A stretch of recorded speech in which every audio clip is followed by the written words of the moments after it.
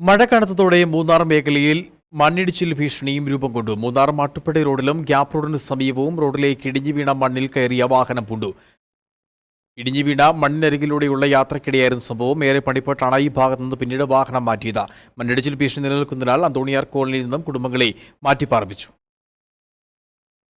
മഴ കനത്തതോടെ മൂന്നാർ മേഖലയിൽ മണ്ണിടിച്ചിൽ ഭീഷണിയും രൂപം കൊണ്ടു.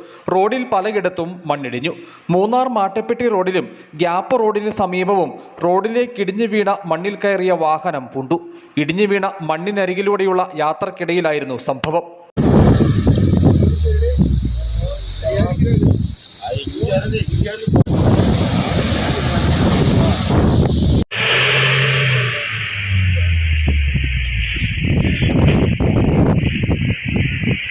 ഏറെ പണിപ്പെട്ടാണ് ഈ ഭാഗത്തു നിന്നും പിന്നീട് വാഹനം മാറ്റിയത്.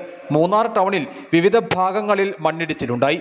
BSNL ക്വാർട്ടേഴ്സ് കെട്ടിടത്തിന് സമീപത്തു നിന്നും മണ്ണിടിഞ്ഞ് താഴേക്ക് പതിച്ചു. വഴിയോര വിൽപ്പന കേന്ദ്രത്തിന് കേടുപാടുകൾ സംഭവിച്ചു. ആറോ ജംഗ്ഷൻ ഭാഗത്തും മണ്ണിടിച്ചിലുണ്ടായി. വഴിയോര വിൽപ്പനശാലയ്ക്ക് നാശം സംഭവിച്ചു.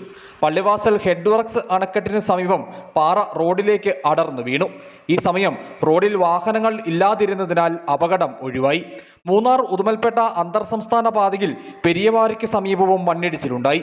മാട്ടുപ്പെട്ടി ടോപ്പ് ഡിവിഷനിൽ ലയങ്ങളുടെ മുറ്റമിടിഞ്ഞ് അപകടാവസ്ഥ രൂപം കൊണ്ടു. മണ്ണിടിച്ചിൽ ഭീഷണി നിലനിൽക്കുന്നതിനാൽ അന്തോണിയാർ കോളനിയിൽ നിന്നും കുടുംബങ്ങളെ മാറ്റി പാർപ്പിച്ചു.